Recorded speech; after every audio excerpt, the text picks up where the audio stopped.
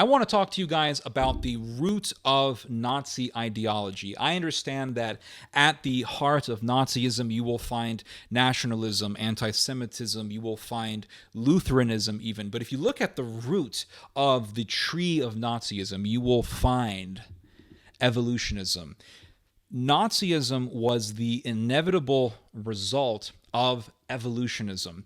You have to look at Nazism within the context of its own time.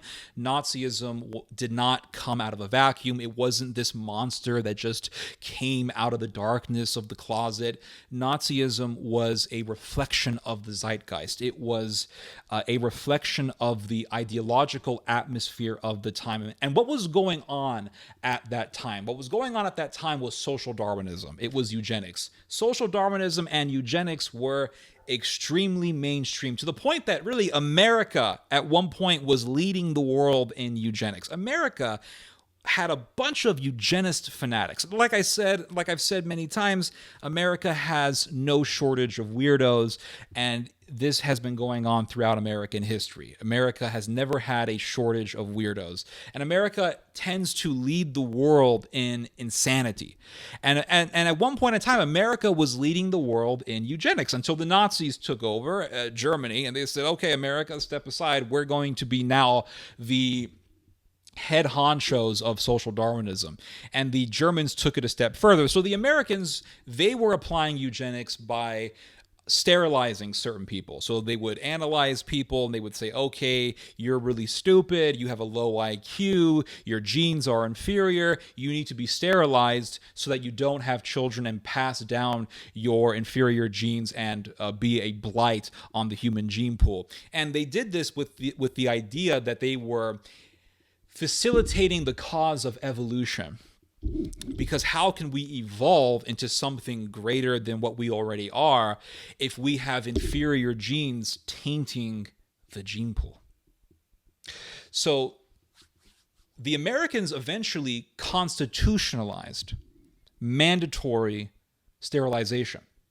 And they did this through the Supreme Court. So there was a major Supreme Court case. It was called Buck versus Bell. This happened back in the early 1920s. And in the case of Buck versus Bell, you had a young girl, Miss Buck, and she was considered to be of low genetic quality.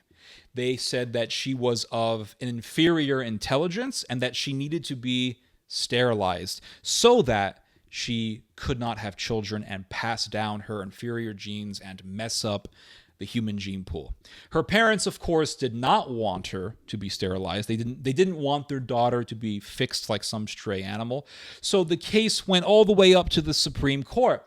And thanks to Justice Oliver Wendell Holmes, the Supreme Court concluded that Miss Buck needed to be sterilized.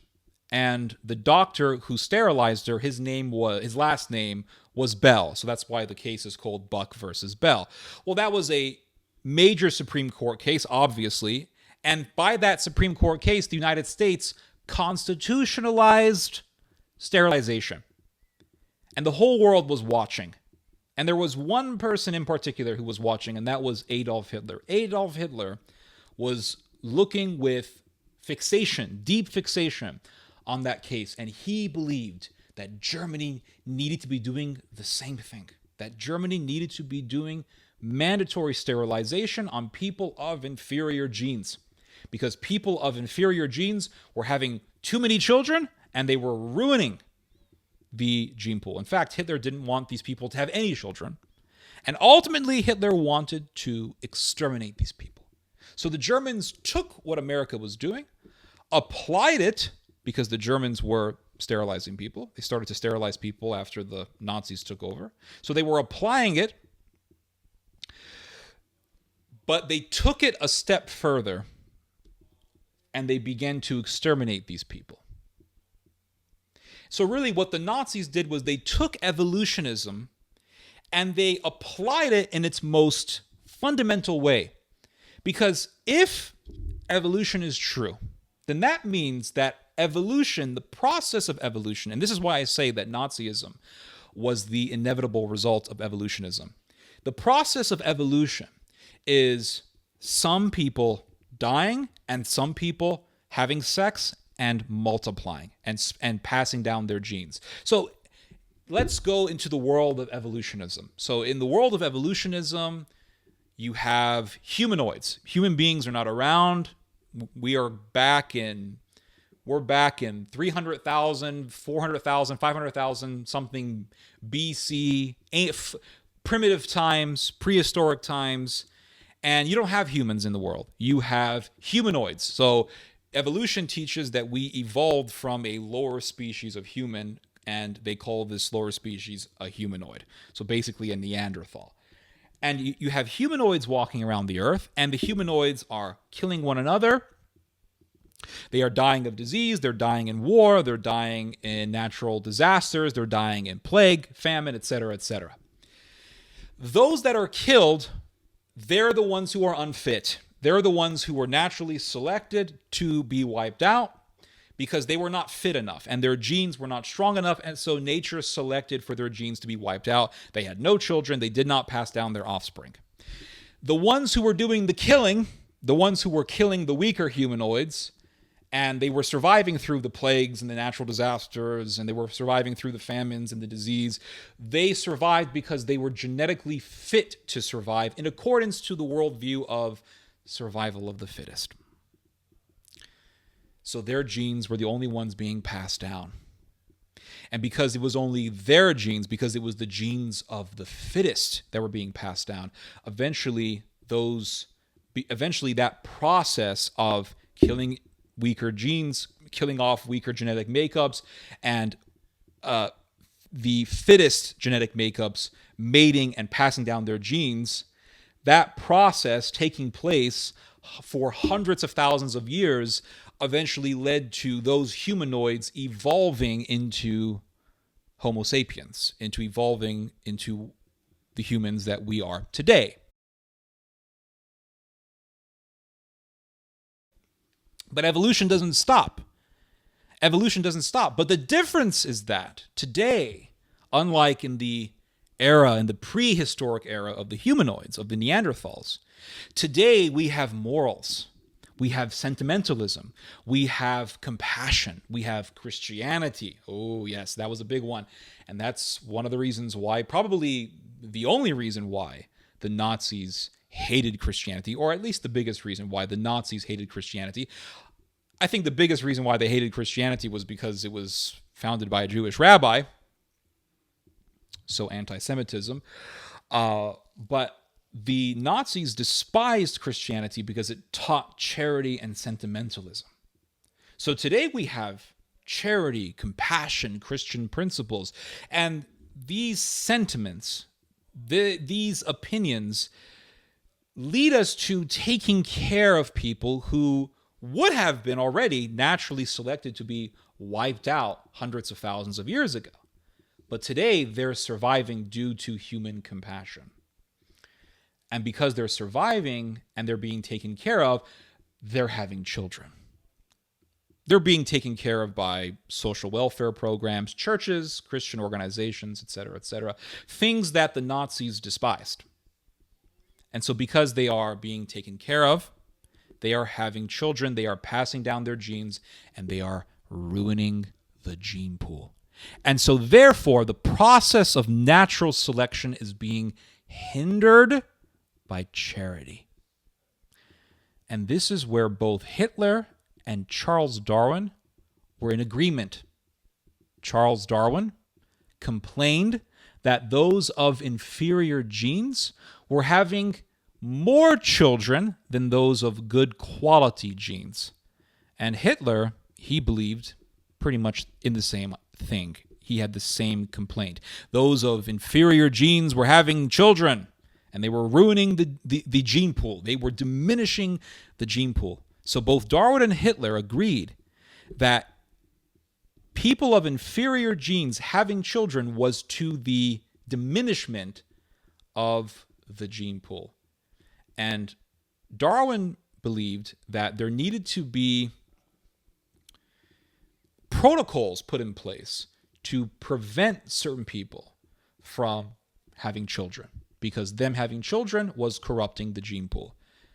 So really, Nazism and Darwinism both are aligned. They are in agreement.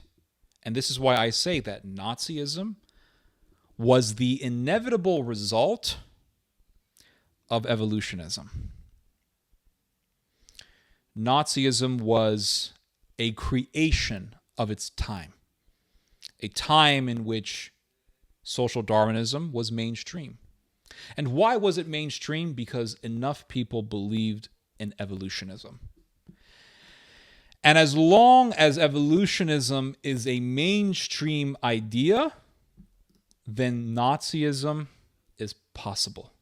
Nazism becoming popular is possible. And this is why I say it is so important that we understand the Darwinist and evolutionist roots of Nazism. Because by understanding that root, by understanding how Darwinism influenced Nazism, by understanding how Darwin influenced Hitler, we can come to the awareness that as long as evolutionism is a mainstream idea, Nazism is possible. The revival of Nazism is there.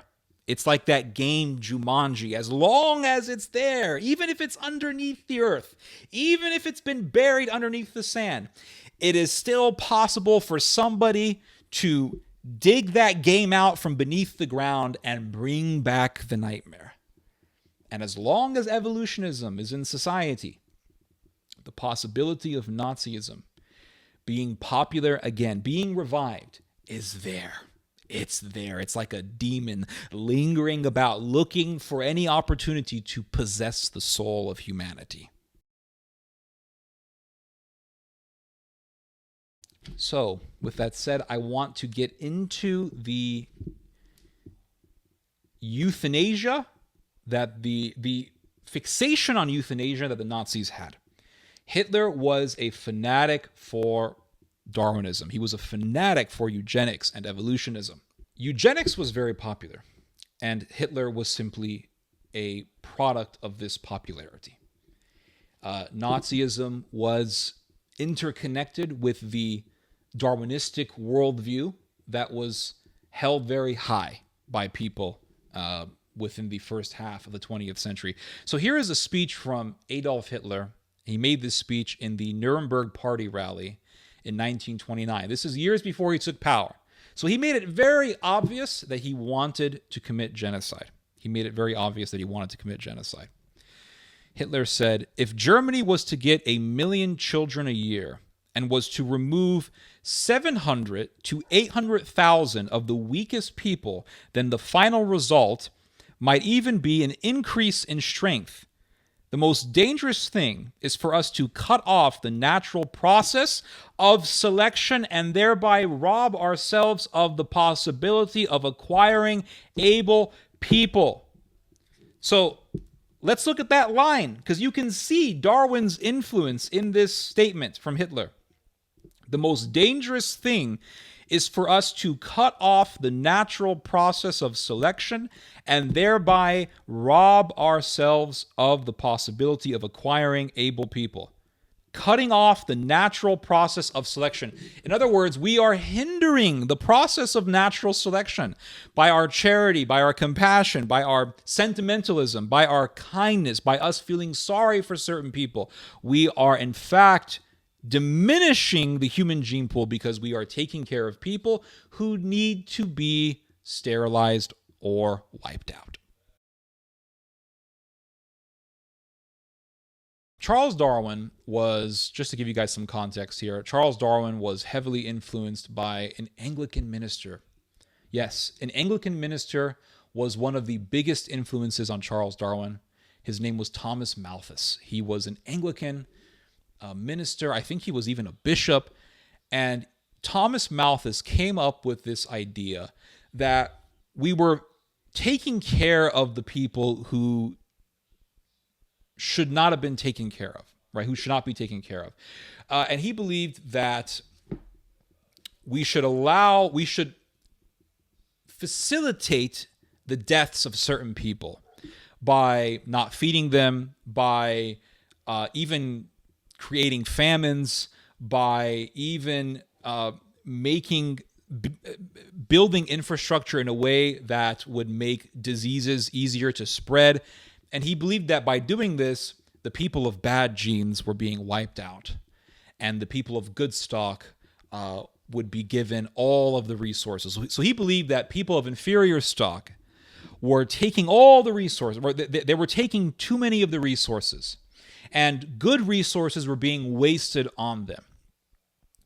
And so the government needed to do certain policies to indirectly kill those inferior people. So like I said, he believed in making streets more narrow so that diseases would spread faster. He also believed that poor people should be encouraged to be dirty. That way they would get sick easier. And he also believed that if certain famines came about, let certain people starve to death, because that would be getting rid of the inferiors. So Darwin took this idea. He took this idea of Thomas Malthus, and he said, wait a second. That means that people of inferior stock being wiped out leads to better genetic makeups. Because by cutting off the bad stuff, by cutting off the low quality genes, we only have the good quality genes. And then the good quality genes mate with other people of good quality genes. And then you have good quality stock. And then we will continue to have good quality stock. And by doing so, we evolve into something better. So Malthus's ideology of wiping certain people out is what influenced Darwin. So this further proves my point. This really drives the point home that evolutionism, the most fundamental application or the most logical conclusion of evolutionism is genocide, is killing certain people, is sterilizing certain people. Because if you believe that inferior genes are diminishing the human gene pool, then the conclusion is get rid of the inferior genes. Well, how do you do that? Genocide, sterilization, murder. So here is a quote from Charles Darwin, and he is talking about how Malthus influenced him. And he wrote, quote, in October 1838, that is 15 months after I had begun my systematic inquiry, I happened to read for amusement Malthus on population, and being well prepared to appreciate the struggle for existence, which everywhere goes on from long continued observation of the habits of animals and plants, it at once struck me that under these circumstances, favorable variations would tend to be preserved and unfavorable ones to be destroyed. So those unfavorable humans, what is to happen to them under natural selection? They are to be destroyed. The results of this would be the formation of a new species. So evolution is the process of beings being killed. And if beings being killed means that they were unfit to survive, and therefore those of good quality, those who are the fittest, are the ones who are naturally selected to survive and naturally selected to have children, well, why can't we as a society just decide to kill people to facilitate the process of evolution? I mean, if the cavemen were killing each other and them killing each other aided the process of evolution, then why can't the state then do the same thing? Why can't we be the Neanderthal with the club? Why can't the club be a concentration camp? Why can't the club be sterilization or poisonous gas or Zyklon B? Why can't the club of the Neanderthal be systematic genocide? So if the Neanderthals killing each other, or if the humanoids hundreds of thousands of years ago killing each other was them aiding and unknowingly aiding in the process of evolution by killing off those who were unfit, and those doing the killing being the ones who were fit, and thereby being allowed to pass down their genes by natural selection, then why can't we as humans, understanding this, apply the same logic, apply the same explanation ourselves by killing those of inferior stock, by sterilizing people of inferior stock? Well, you can't do it. Why not? Why not? I mean, if natural selection is all about wiping certain people out and allowing certain people to breed and pass down their genes so that those genes will eventually lead to the next stage of evolution, why can't we kill people who are a blight on the human gene pool? So there is a very revealing quote from a guy by the name of Alfred Russel Wallace. Alfred Russel Wallace was another major influence on Darwin. So you had a number of major influences on Darwin, one of them being Malthus and another being Alfred Russel Wallace. In fact, Alfred Russel Wallace came up with the idea of evolution before Darwin did. And Alfred Russel Wallace actually stated, he admitted that his inspiration for evolution was spirits. Yes, Alfred Russel Wallace was an occultist. In those days, occultism was very popular. You had the Theosophical Society. You had all sorts of occultist movements in those days. A lot of necromancy and people praying to the dead and contacting spirits, etc., etc. Things like Wicca were a new movement in Europe.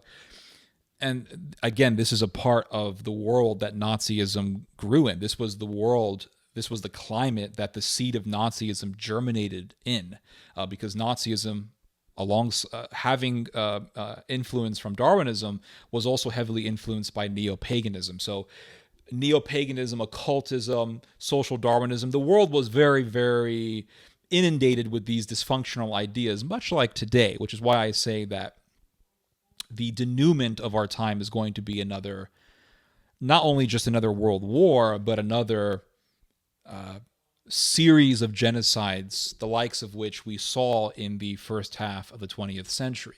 Alfred Russel Wallace was writing about evolution. He was thinking of the idea of evolution before Darwin, and he influenced Darwin.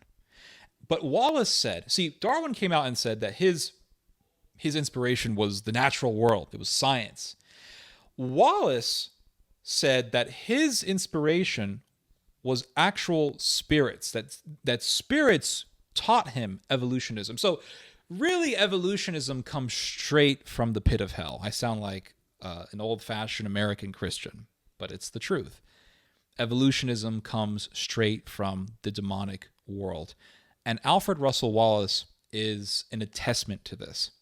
And so Wallace was an influence on Darwin. So the influence on Darwin was an occultist. So Darwin said, my influence is nature, the natural order. Alfred Russel Wallace was an occultist, and he influenced Darwin. An occultist is the one who taught Darwin about evolutionism, alongside an Anglican minister who believed in indirectly wiping people out to get rid of bad genes. And Wallace wrote this. He recounted this. He said, "It occurred to ask the question, why do some die and some live? And the answer was clearly that on the whole, the best fitted survive. From the effects of disease, the most healthy escaped. From enemies, the strongest, the swiftest, or the most cunning. From famine, the best hunters, or those with the best digestion."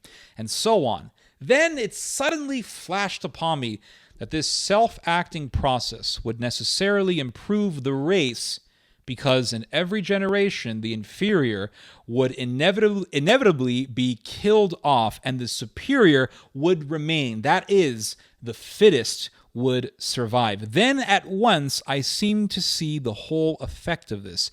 The more I thought over it, the more I became convinced that I had at length found the long-sought-for law of nature that solved the problem of the origin of species. This is what Wallace wrote. So Wallace is saying evolution is simply some beings being killed by those who are the fittest to survive. So it's people who are unfit to survive being killed, and those who are the fittest to survive surviving and passing down their genes.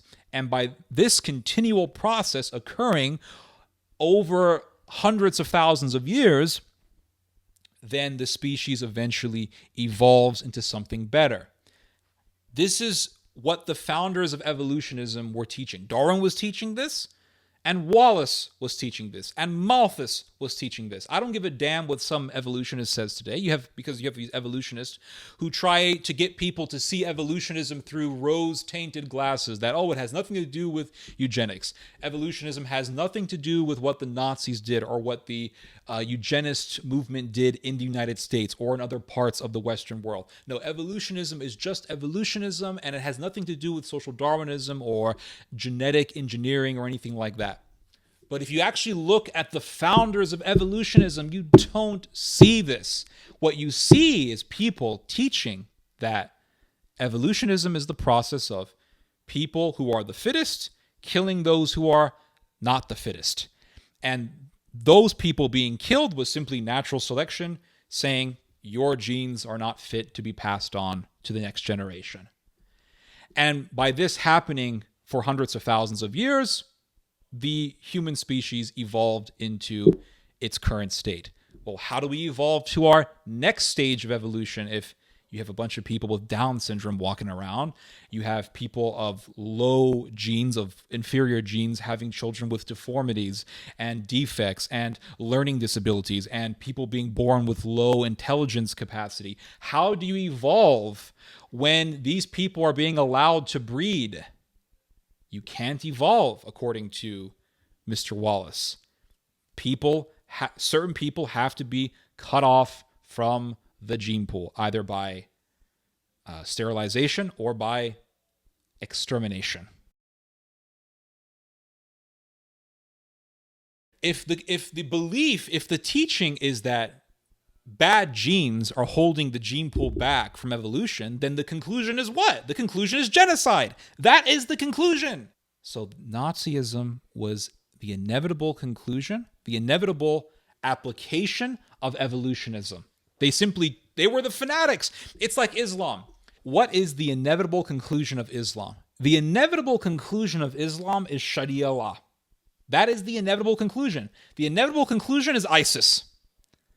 Convert to Islam or pay the jizya or die. If you convert to Christianity from Islam, you have to be killed. That is Sharia law. That is the inevitable conclusion of Islam. But you have these people who come along and say, no, that has nothing to do with Islam. ISIS is not Islam, etc., etc., etc. But when you actually look at the Hadith, when you look at the Quran, when you look at the earliest schools of thought for Islam, what do you find? You find Sharia. Every belief system, every religion, every ideology has an inevitable conclusion, an inevitable result. What is the inevitable conclusion of Christianity? Well, the inevitable conclusion of Christianity is people denying themselves, denying their flesh, and following God, submitting to the will of God. That is the inevitable conclusion of Christianity. Now, if you want to look at it from a societal point of view, another inevitable step of Christianity is reforming society to the will of God, reforming society, changing society so that the society follows the principles of God and not the principles of Satan. That is a part of the inevitable conclusion of Christianity. Every religion, every worldview, every ideology has an inevitable conclusion.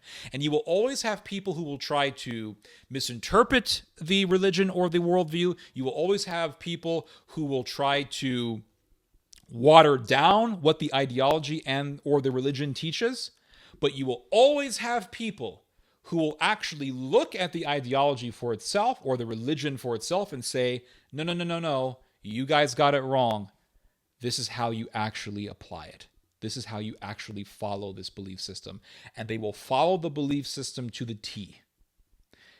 That's what the Nazis were. So the Americans, they had Darwinism. They weren't exterminating people, but they were sterilizing people. But they never went far enough to actually put people in camps to kill them like the Nazis did.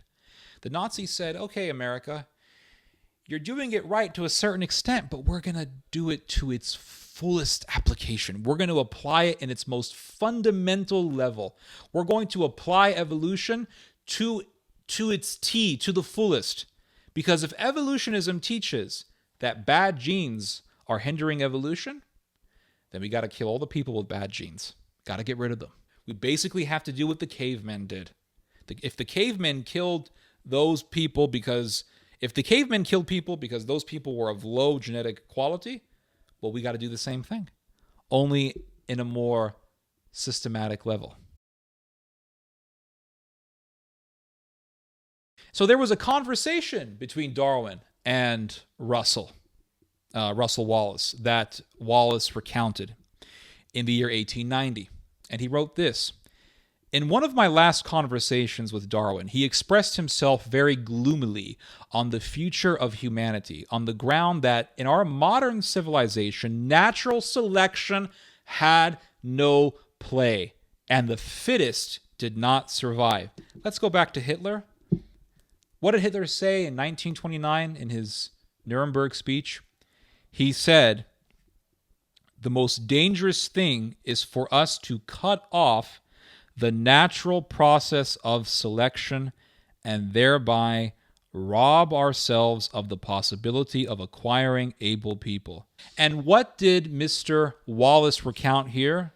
What did he recount Darwin telling him? He said, Darwin expressed himself very gloomily on the future of humanity on the ground that in our modern civilization, natural selection had no play. Darwin believed, he lamented that society was not applying natural selection, that it was hindering natural selection. And Hitler had the same protestation. Hitler had the same remonstrance. He had the same complaint, the same lamentation. So this is where Nazism and evolutionism meet. This is the point at which they meet. And this is why I say that Nazism was the natural or the inevitable result of evolutionism. And this is why it's so dangerous what we are doing. It is so dangerous that we have allowed evolutionism to become a mainstream belief. It's so dangerous. Why? Because as long as evolutionism is there, evolutionism is the foundation for eugenics. And as long as evolutionism is there, the prospect for the revival of Nazism is also there. It's also there. And you're seeing eugenics mainstream again. You're seeing it. You're seeing it in Silicon Valley. You're seeing it in Silicon Valley, where you have these geneticists and these people who specialize in the subject of genetics talking about the human genome and embryo selection. Oh yes, this is something that the elites are doing, but they're trying to push it onto the general population. They want to make mainstream, they want to normalize the action of embryo selection. In other words, you fertilize egg and sperm in vitro in a lab. You form human embryos. You form multiple human embryos from the eggs and sperm of the same man and woman. You then select the embryo that has the best genes. And they're talking about selecting embryos for eye color, hair color, and intelligence. Now, what happened in Buck versus Bell, the Supreme Court case? Miss Buck was sterilized because she was considered too stupid to have children. And what are they trying to normalize? Embryo selection. They're saying, well, we can select embryos for intelligence. And by doing so, we can make a society where everyone is intelligent and the world will be a better place. What are they enforcing here? It's eugenics. It's social Darwinism. It's the Brave New World. It's what Morpheus told Neo in the first Matrix movie when he took him to the desert of the real, and he said, when I first heard of it, Neo, I didn't believe it, but then I saw with my own eyes. Watch them melt the dead to feed the living. And in the machine world, human beings are not allowed to be born. They are made.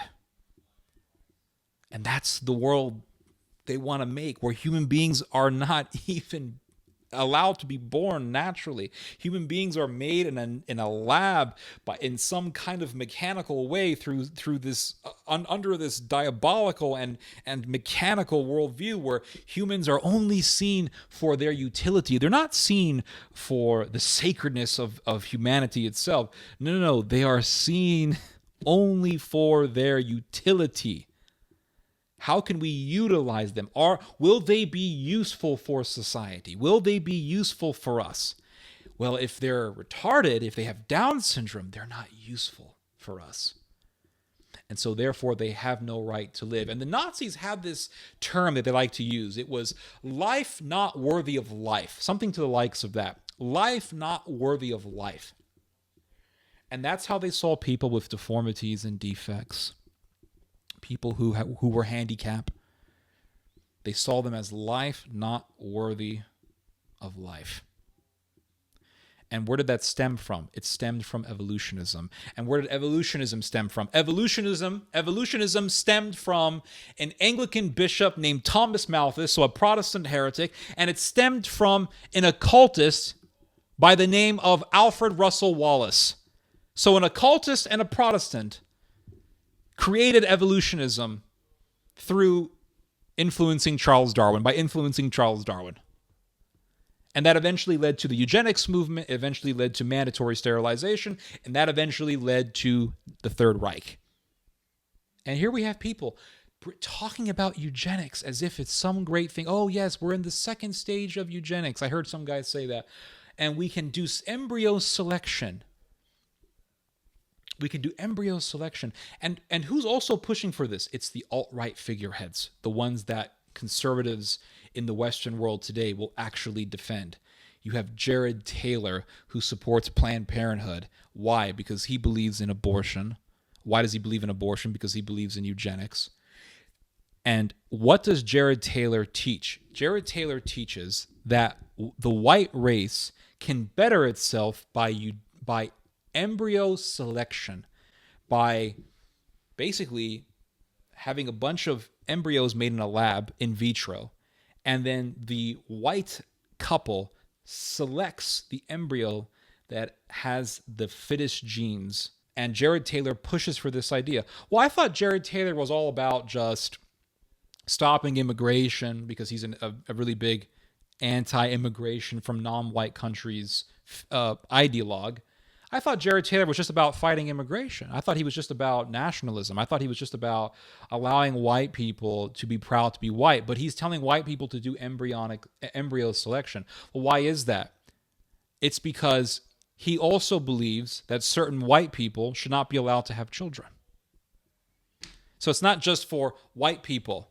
And if you're and for all of you lunatics out there who think that, oh, Jared Taylor and his ilk are for you, that they have your back, you're insane. You really are living in La La Land idealism. Because if people like Jared Taylor ever take power, if they ever get their way, they will also persecute other white people. They will persecute white people who they consider to be inferior, just like the Nazis.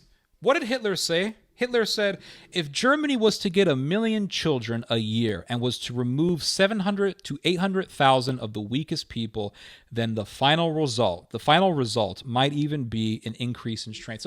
So Hitler was not just about getting rid of non-whites. He was also about getting rid of white people who he considered to be inferior. And he even said that he would go so far as to kill hundreds of thousands of white people if they were not the fittest. How many whites were killed by the Nazis?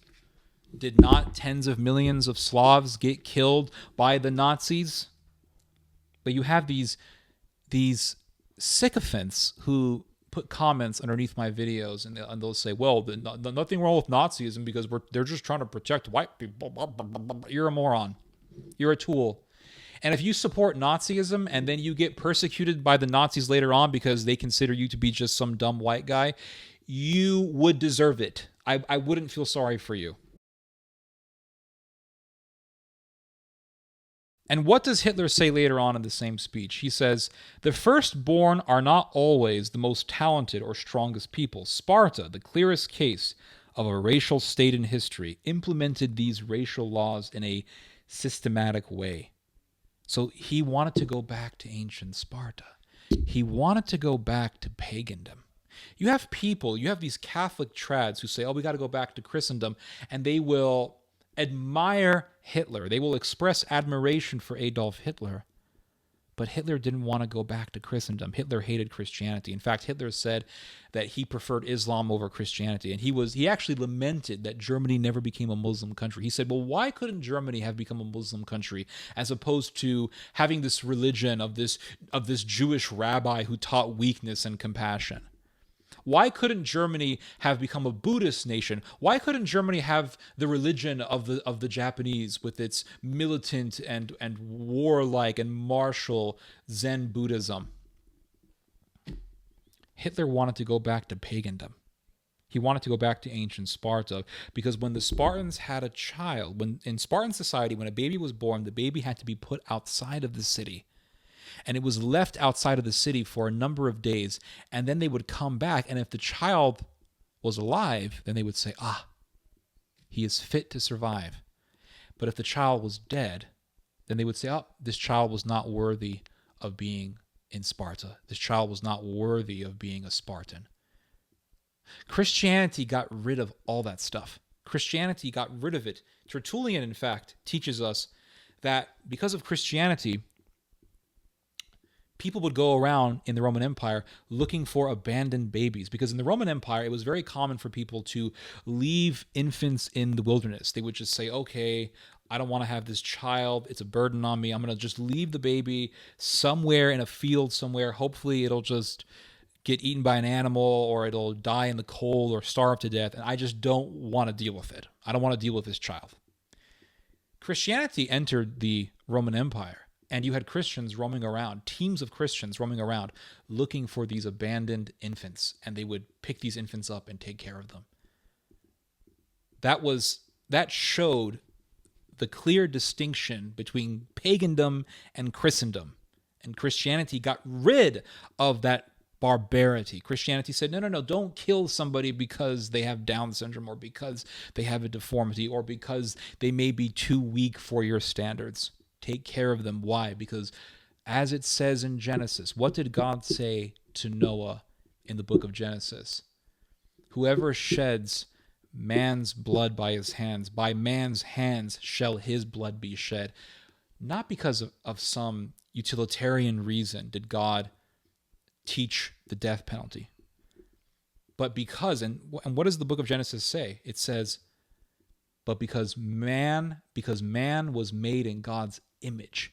So the state is to execute murderers because the murderer kills innocent human life, and that human life was made in God's image. So to honor humanity, murderers are to be given capital punishment according to God.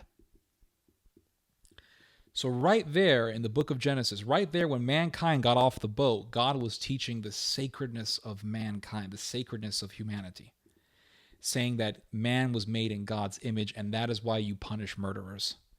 Paganism taught the opposite of this. Paganism did not teach that mankind was made in God's image, and that is why things like infanticide, things like euthanasia were accepted in pagandom. And Christianity came as the antithesis to paganism. Nazism tried to reverse what Christianity brought. And this is why the Nazis were so fixated on euthanasia. They were so fixated on it. And when the Nazis first began to push for their ideology of euthanasia, they provided a pretext for it. They said, well, certain German families want to kill their own children. They want the state to eliminate their children because the children are a burden, and they're a burden because they have defects. They have some kind of handicap. And so these German families simply want the state to relieve them of this burden. So who are you, the Catholic Church, or who are you, the Christian, to say that these families must put up with such a burden of taking care of a child with a defect, a defected child? So there was an example that the Nazis used. This was the Knauer family. And it says here, I'm reading this book here, it's called The Third Reich by Michael Burleigh. So far, it's been very informative. Although there's some aspects of Berlet's style that I'm not a huge fan of. He's a little bit facetious in some cases, but other than that, it's been a very informative read. It says here, with suspicious alacrity, the Chancellery of the Führer elaborated bureaucratic and medical structures to run a euthanasia campaign for malformed infants, like the Spartans. The pretext being the sort of pleas coming from anxious parents, such as the Knauer family. In August 1939, doctors and midwives were obliged to notify a Reich committee for the scientific registering of serious hereditary and congenital illnesses of cases of Down syndrome, micro and hydrocephaly, the absence of a limb, or spastic paralysis. In some cases, the initiative to have the child killed came from his or her parents, most of whom were unable to cope with a handicapped child. The parents of Jutta M., a 3-year-old with severe developmental problems stemming from premature birth, twice refused to take the child home from the Langenhorn asylum. Her father explained, "Since I am employed as an electrical engineer in an armaments factory with commensurately onerous duties, I am entitled to expect to be looked after by a healthy wife. It is our wish to have another healthy child soon. The expectation will be crushed, to our great distress, if we are forced to take the incurable child again." The doctor who subsequently killed Jutta noted that, quote, "She, the mother, has ceased visiting the child again so as not to be distressed by the sight of it. The father is in agreement with a successful treatment." And by successful treatment, he meant killing this young girl. And there's a word here that I want to bring some more attention to here. The father tells the Nazi doctor, "This expectation will be crushed, to our great distress, if we are forced to take the incurable child again." Now, what do you hear people saying today? What kind of talk do you hear people using today? They say, well, this girl has some great prospects for her education. She has some great aspirations for her career, but she got pregnant. But the child will hold her back from pursuing her career, from living her life. And she's only 19. She's only in her early 20s. And so if you force her to have this child, she will be hindered from pursuing her aspirations. And what do they say? They say, do you believe that this woman should be forced to have this child and to take care of this child? And they use this argument to justify infanticide, aka abortion. And what does the father in this letter tell the Nazi? He says, "It will be a distress for us if my wife is forced, if we are forced to care for this child. Therefore, it is justified to kill the child." You're seeing a parallel between how the Nazis talked, between how the Nazis justified murder, and how people justify abortion and infanticide today. And if you look at what's been going on in Iceland, Iceland has virtually killed off all people with Down syndrome. There are virtually no people with Down syndrome in Iceland. And you're seeing similar patterns in other Northern European countries, where people with Down syndrome are seen as not worthy of living, or they are seen as a burden. And doctors will tell women, you should have an abortion. This is eugenics. That's what this is. This is eugenics. By definition, this is eugenics. So we already have eugenics. Eugenics is already mainstream, and apparently we haven't learned a damn thing from World War II. We haven't learned a damn thing from World War II. And what was the end result of the Nazis' ideology? The end result was crimson smoke billowing into the air from all of the burning ashes coming out of the kill center where they were exterminating people because they had defects. You can look this up. It was called the Hartheim or the Hartheim Killing Center. The Hartheim Killing Center. And people who lived around the Hartheim Killing Center talked about how they couldn't even eat dinner from the smell of the burning flesh. They could not even have an appetite from the smell of the burning flesh. That was the end result of this ideology. But apparently we haven't learned a damn thing because we still have eugenics. Eugenics is still mainstream. Evolutionism is still a mainstream belief, which means that the prospect for the revival of Nazism is still here, like the devil prowling around like a roaring lion looking for anyone that he can devour. It's not evolution. It's evolution. Anyway, you guys just heard some theology. God bless.